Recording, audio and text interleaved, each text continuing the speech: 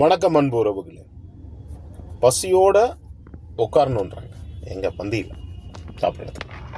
அந்த பசியோடு எந்திரிச்சிடணுமா, அந்த அண்ணல் எரிஞ்சிட்டே இருக்கணும் தீயா.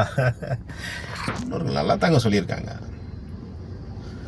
வயிறு நிரம்பிடுச்சு அப்படின்னா ஒரு மந்த புத்தி வந்துடும். ஸோ பசியோடு உட்காரு, பசியோடு எந்திரி அப்படின்றாங்க. சார் நல்ல பாயிண்ட், உண்மையிலேயே ஸோ குட். இதில் என்ன பியூட்டி என்னன்னா, நம்ம ஒருத்தருக்கு கொடுக்குறோம் அப்படின்னா எதுக்காக கொடுக்குறோம்? அவங்க மேலே இருக்க அன்புனால கொடுக்குறோம். அன்பை எப்படி வெளிப்படுத்துறது? அது கொடுக்குற மூலம் தான் வெளிப்படுத்த முடியும். இப்போ நமக்கு வீட்டுக்கு வர்றாங்க, அவங்களுக்கு ஏன் விருந்து போசிக்கிறோம்? அதுதான். ஸோ நமக்கு தேடி வந்து கொடுப்பாங்க.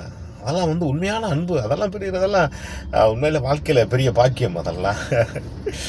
ஸோ ஈகை அதுதான் நம்ம அன்பு அப்படின்றது வந்து போதுன்னு சொல்கிற ஒரே ஒரு பெரிய விஷயம் இந்த வயிறு நிறைகிறது தான். மற்றதெல்லாம் எவ்வளோ கொடுத்தாலும் இந்த உலகத்தில் நம்ம போதுன்னு சொல்லவே மாட்டேன், என்ன எதாக இருந்தாலும்.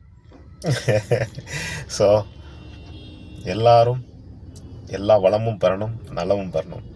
தேங்க்யூ. Take care.